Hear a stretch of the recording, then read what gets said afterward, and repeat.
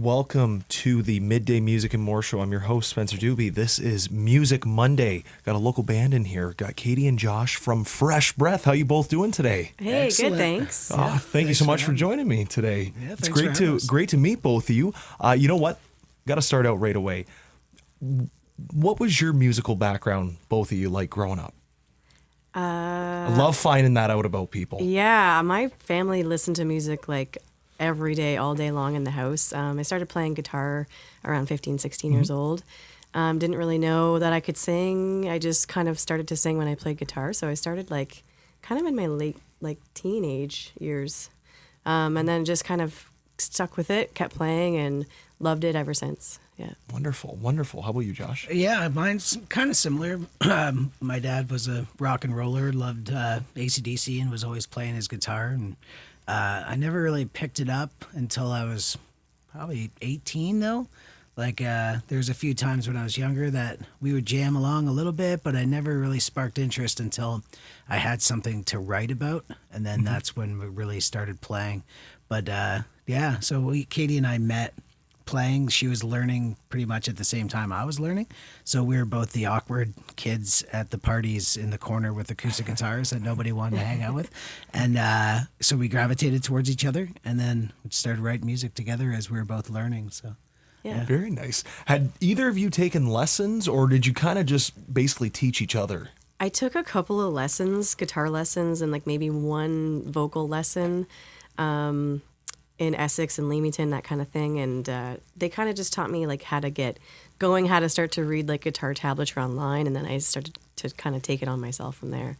yeah, I had a roommate in college that was a great guitar player, and like I would just jam along with him and he just showed me some stuff, but never really formally took any lessons. Yeah. Yeah, I just kind of got addicted to it, and then you just figure it out. So like lots and lots of online learning and stuff like that, but never any like formal training, I guess. Yeah, we didn't go to school for music. No, we did should've. not. No, we did not. So was it by chance? Had you two known each other previously, or was this by chance at like a party that you two kind of just met, gravitated towards each other? We had mutual friends that were like hanging out, and so our worlds collided because of that. Like, Yeah. I think he was just out of high school, and I was still like in grade 12 when we first met, and we started hanging out with the same kind of people, same Yeah. kind of group. Yeah. Yep. Very nice. Now, Fresh Breath. Love the name. Got to ask how that started, and when did the band start? How many years ago? 20. It kind of started as soon as we got soon as we together, met. because like we didn't start dating until probably 6 or 8 months after we were writing music together. We were hanging out, like we said, we had a lot of the same friend group, and we were showing up to the same parties together, and then we started writing music together. And Fresh Breath kind of just started like as soon as we started writing music together. Yeah, the whole idea was like we wanted it to be something that people would never say would be bad. We're like, what's something that's always good? Like you're never gonna be like they had the worst Fresh Breath. Yeah. Or like Fresh Breath was like no one says that, right? And so also it's like a way to be like whatever's coming out of our mouths is positive, a positive influence. So it's like a fresh breath of positivity is kind of also the mantra. Very nice. And so 20 years. That's roughly when it started? Yeah. Yeah. We like got straight to writing and recording too. Like I think we didn't put out albums. Well, technically we did 3 back then. Yeah. The advent of people getting recording stuff on their computers was just coming in, and friends of ours started recording. And so like we would like record a group of 8 or 10 songs on like in somebody's garage, and then we would self-produce it. We'd get the CD burner, and so like we put out about 3 albums before our first official album came out in 2010. Yeah. So but The Speed of Sound. Yeah, Speed of Sound. Yeah. That was our first like iTunes release. you know? Yeah.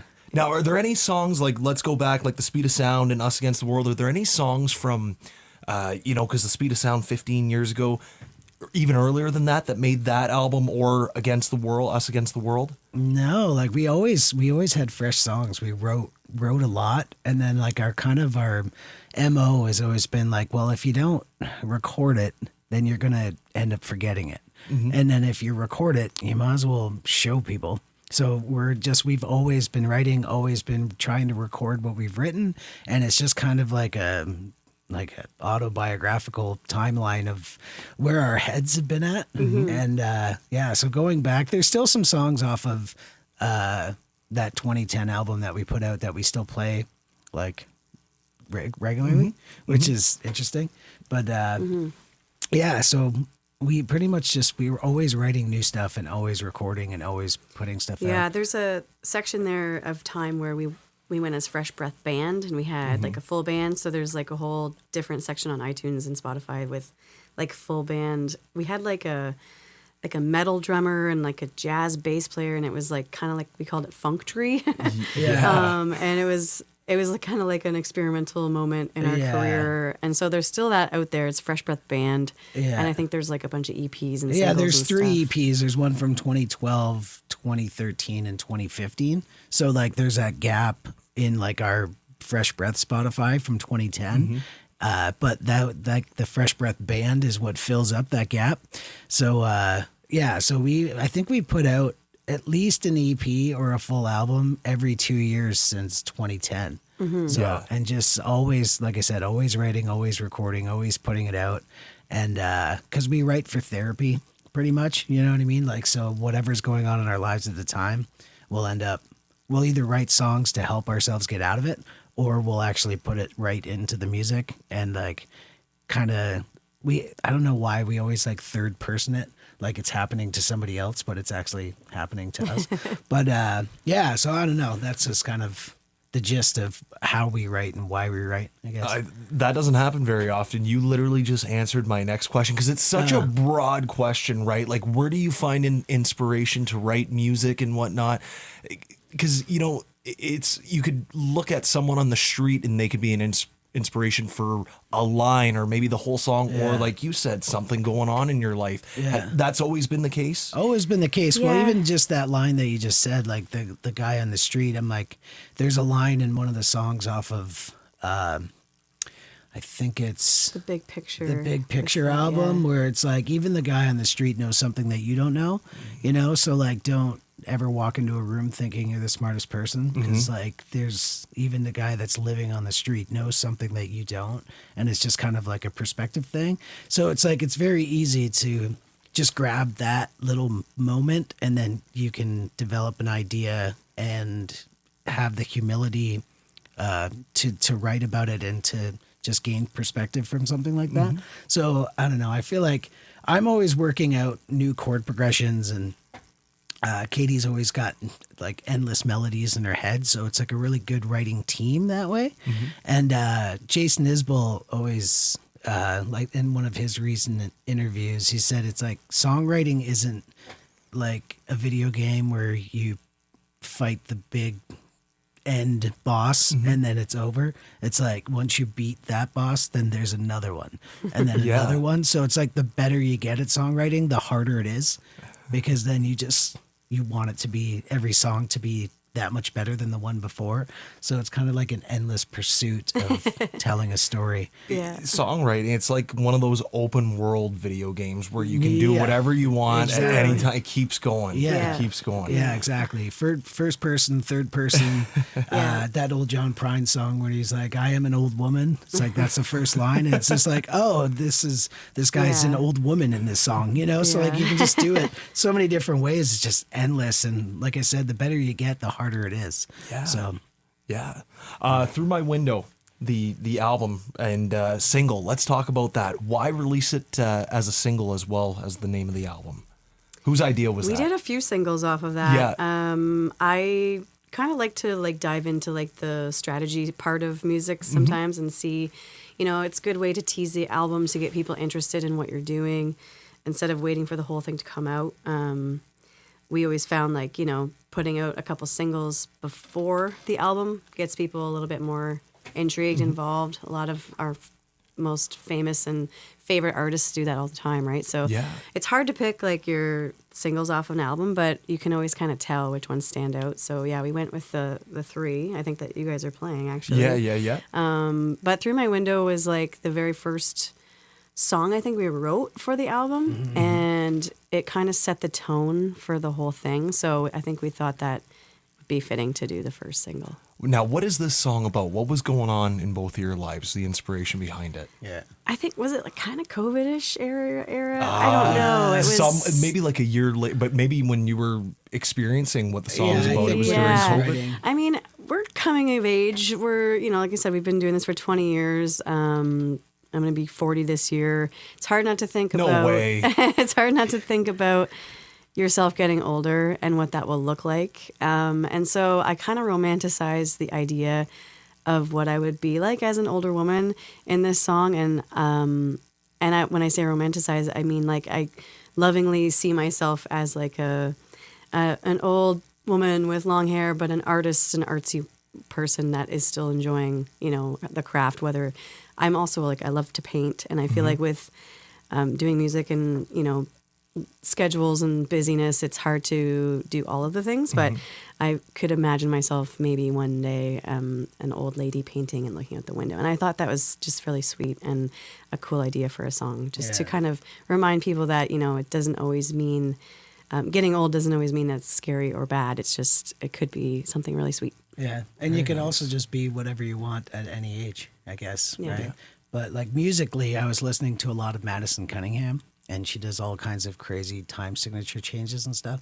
And I wanted to write something musically kind of like that, and we ended up just kind of falling on that riff, and like it's derived all from one note. It's just like a D like note and triad kind of thing. And so that's where the musical inspiration came from that. And we found out a couple year ago, that there's a music teacher in Toronto that dissected this song, and he taught it to his music class, and Really? made like horn section parts and all this stuff. And so for a very simple, like it's a pretty simple song, but if you listen to the production, shout out to Brett Humber at Sound Foundry Studios for the course. production work. There's a lot of technicality behind it. So he was able to dissect it and like create horn sections and woodwind sections and all this stuff, and do this song with his, it was a grade school music class, which we were kind of like blown away. That's never happened before. That is so cool. Yeah, Yeah. so we're really grateful He for said that. with the positive message of it, and like the way that the instrumentation was, he said it was a great example for his students. So we were very honored to hear Wow, that. yeah. Yeah. Well, without further ado, let me stop talking. Let's take a break and listen to Through My Window, Fresh Breath. Also the name of their 2023 album. Check it out wherever music is available. Here it is, Through My Window. Very nice soulful vocals right there, and a very nice bluesy John Mayer-like guitar. I love it. Through My Window, Fresh Breath. Check it out, everybody. Spotify, wherever music's available. Does not matter. Check them out on Facebook as well. Are you on Instagram as well? Yep. Yep. At Fresh Breath Band. At Fresh Breath Band. You got to follow them. You got to follow their journey. I understand you guys have a show coming up as well. Yes, we do. Yes. We Talk have to a bunch of them. Talk to me Yeah. about. Well, I think the 27th was the one that was highlighted. 27th. Which one is that? Oh, I didn't mean. What month is it? We did just get back from like a 4-month road trip. That's so- all right. That's all right. I didn't mean to put you on the spot. no. That's okay. you're good. That's okay. This weekend we're in London with the band, with the full Wow. band.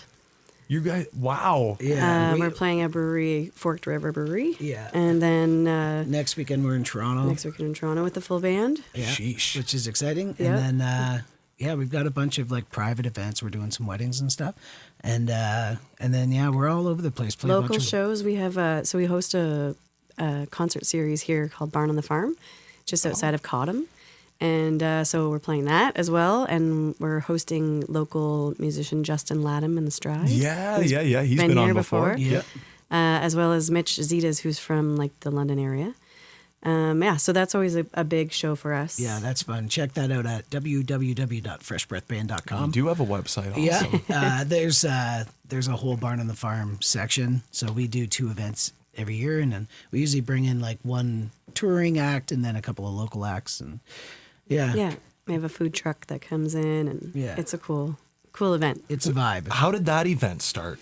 Well, we've been doing it for 7 or 8 years now. since 2017. Yeah, and then we moved back to a family farm about 10 years ago. That's like how the whole full-time musician journey kind of started.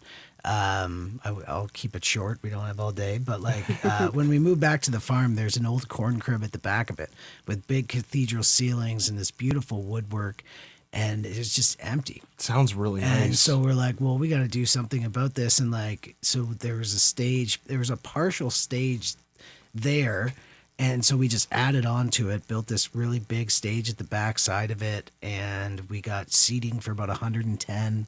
And Wow. so so the first few, we brought in some friends, the Oches back in the day. They're not performing together anymore, but they're fantastic.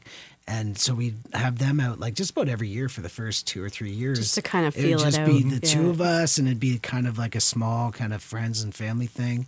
And then it just keeps growing. So now we're just keep trying to grow it. And our aspirations are to grow it into a full-blown music festival. But right now it's Wow. still just kind of a private property kind of thing. But you can get tickets online. And yeah. Tickets are on sale right now. It's limited again. We do about 150 tickets.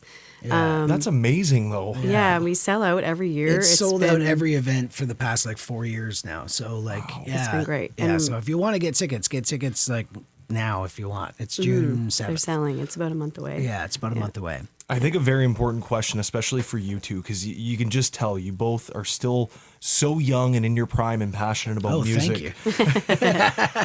Are you working on any new music? We are. Can you share anything without, if not, totally understand? Yeah, 100%. Like I said, we're always writing. The last handful of songs are probably the most personal.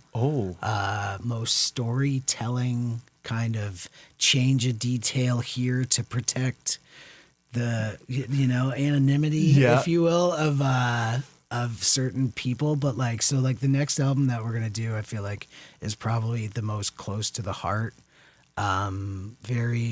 We're like leaning towards more of like an alternative, not alternative rock, but like an alternative like pop folk kind of feel. Like alternative, like how like Half Moon Run. Half Moon Run and Bahamas are and Kathleen Edwards, kind of like In a that folk realm, alternative indie rock kind of thing. Yeah, this big Yeah. blending. So that's what we're working on right now. We keep writing. We've got probably 8 or 9 songs that are keepers right now. And so this year we're going to be putting out some singles, and then hopefully by next year we'll have another full album out. And yeah. So like I said, we never stop writing because I refuse to I don't to think go talk Josh- to somebody about my problems. So I don't think Josh can. Like he has like a bug where he just like he can't not pick up a guitar and sing and write something like every single day. I always admired that about Josh because he's very driven that way. Whereas I'm kind of more like, I have to like really feel the inspiration or have to like create a atmosphere for myself to write and to feel like inspired to do it. It's like we just got home from Texas. We were there for 4 months. And we were living in our van down there playing music, which was awesome. Yeah. But it's hard when you're in the van to like feel inspired to write music. We're playing music every day, you're but it's playing like every day. so when we got home, we kind of started to get that feeling back again and writing and creating some stuff. Yeah, it was good. It's hard when all the gear is tucked under the bed, and so yeah, it is. It's hard to get up and practice. So you kind of like, but you're playing 3 or 4 hours every day, so like your chops are way up. But as far as creativity, it's like it's a little bit tough. But yeah. And we did have our visas, and everything was on the up and up. If anybody from the government is listening, yeah. So that's our 3rd year in a row going down to Texas for the winter, and we love it. It's been great to us. The people down there are super friendly, and even with the weird climate of everything, like people are people, and everybody's lovely. So we need to remember that. Well, maybe not everybody, but but yeah. So, but as far as being creative goes, as soon as we got home, I think we wrote 3 songs, like in the last week and a half or 2 weeks. So there's a lot of new music that's going to be coming. It's very personal. Like I said, the more you write, the better you get, the harder it is. So we always put extra extra critiques on ourselves. We're down to the point now where it's like, does it need one more syllable? You know what I mean? It's, really nitpicking. Yeah, like it's to the point where it's like, okay, does it need one more word? Does it need one more syllable? Does every word matter? You know, like does it need to be there? Does it serve the story, or can it be done with? Because it takes one word sometimes to lose an audience in a song, and like if you don't have them on every word you're saying, I feel like you can lose the crowd. So, which again, stakes are high around here. I know, but it's like No again, pressure. Yeah, that's what I mean. Like it's like the more you write, the better you get at it, the harder it is. In my opinion, anyways. Like I feel like you just always want the next song to be better than the last, I guess. Of course. Totally fair. Do you ever use a third party, both of you, at all for like, what do you think of this instead of just you two? Yeah. Our producer, Brett, again at Soundfire, he's like a partner of ours, and we always bounce stuff off of him for sure. And then our band members as well. But a lot of times I feel like they're kind of just like, let us do our part. You do your part, right? Bring us the songs. And like our bass player, Ken, is very studied musician and really good with chord progressions, and